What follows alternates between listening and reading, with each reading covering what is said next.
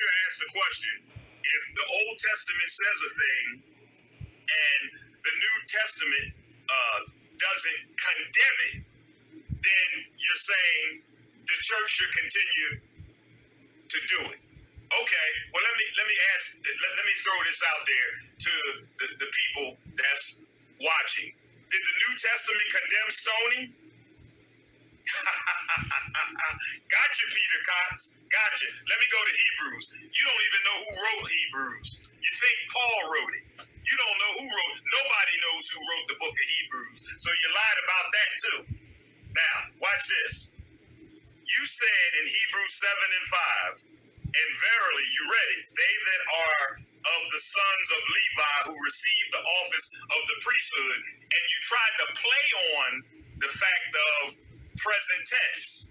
Well, when you go up to verse number 1, it says, this Melchizedek, king of Salem.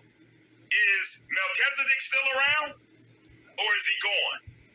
So you have no point whatsoever. But watch this. You read down where it said, for the priesthood being changed, there is made of necessity a change also of the law. All chapter 7 is talking about is Jesus is a priest after the order of Melchizedek. It's not telling anybody to pay tithes, because listen to this, if you say, and this is what you said, that because of what Abraham did, the church should pay tithes. Did Abraham pay money?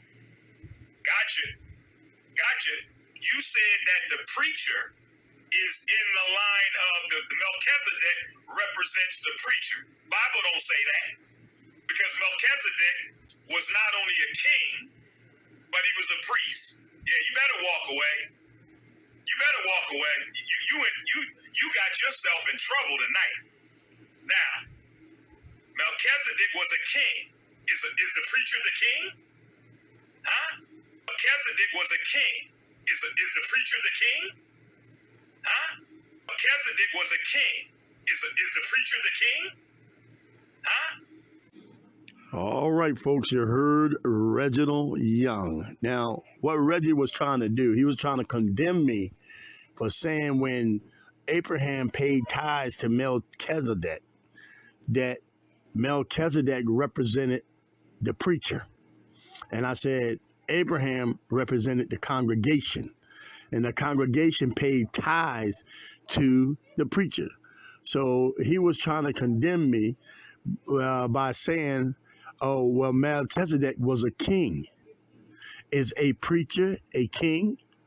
Well, folks, I'm going to prove to him that a preacher is a king and was a king. All right, now we know that Solomon, David's son, Solomon, he was king over Israel in Jerusalem. And he also was a preacher. Ecclesiastes talks about the preacher, which was King Solomon. So let me prove my point. Ecclesiastes chapter 1, it reads as follows. Ecclesiastes chapter 1 and verse 1. The word of the preacher, the son of David, king in Jerusalem.